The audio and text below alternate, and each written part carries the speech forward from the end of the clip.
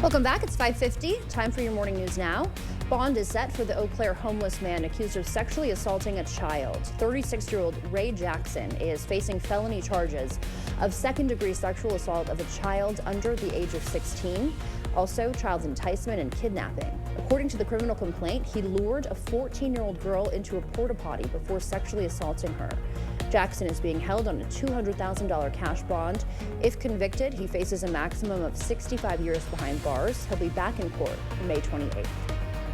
New this morning, if you take Wisconsin State Route 82 to get to work or school, you'll need to plan a different route next week. Starting Tuesday, Wisconsin State Route 82 between State Route 35 in DeSoto and State Route 27 will be closed for extensive road work. The Wisconsin Department of Transportation estimates it'll stay closed until September 13th. The project will wrap up October 31st. WisDOT recommends taking Wisconsin State Route 56 and US Route 14 as a way to get around the construction.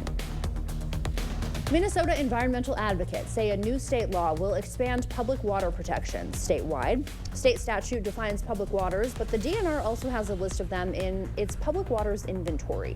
A previous state Supreme Court ruling stated that Renville County Creek was a public water despite it not being on the PWI. The legislature's new law now clarifies that a waterway is public when it meets the definition criteria in the statute, even if it's not on the PWI. The water program director for the Minnesota Center for Environmental Advocacy says as the state continues to deal with pollution from agricultural runoff, environmental safeguards have to be in place for all public water resources.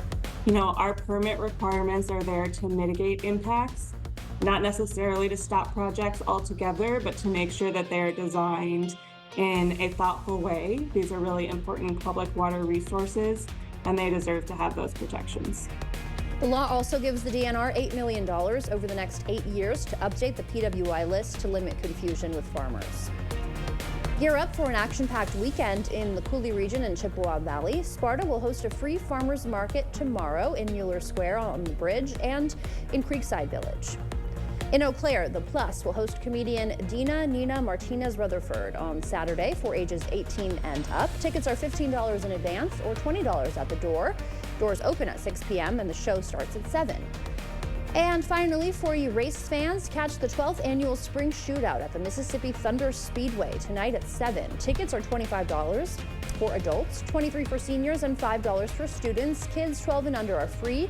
If you can't make it, you can watch it live on racindirt.tv. Might be racinmud.tv with more rain in the forecast for today. Live look through CityCam, though. All is dry so far with a mostly cloudy sky. That sun kind of filtering through. But we do have showers and thunderstorms knocking on the door, some of which are strong to severe down to our south and west. But these storms will be running into some drier, more stable air locally. So I'm hoping they weaken to below severe levels. But still, scattered showers and thunderstorms this morning, then a chance of more storms later today. Current temps in the 50s to lower 60s. We'll see cooler highs today, upper 60s to around 70. Again, the showers and storms this morning, chance of more storms later today. Some of those could be strong, especially later today over southern Wisconsin. Dry tomorrow, rain likely Sunday, and just a small chance for a shower on Memorial Day. Thank you, Bill. Well, Memorial Day is Monday, and the Tomah VA Medical Center is honoring those who passed away while serving our country. The ceremony included a keynote speech and a performance by the Tomah High School Band. There was also a Memorial Day tree that family members could hang leaves with notes on to remember their loved ones. The nurse executive for the Tomah VA says this ceremony can bring mixed emotions. It's a somber reminder of the veterans that we lost in combat or while serving in active duty in the military, and so it's very important to us to have a great celebration to honor those veterans. After the ceremony, families had an ice cream social, and the medical center had information on the PACT Act and other veteran resources.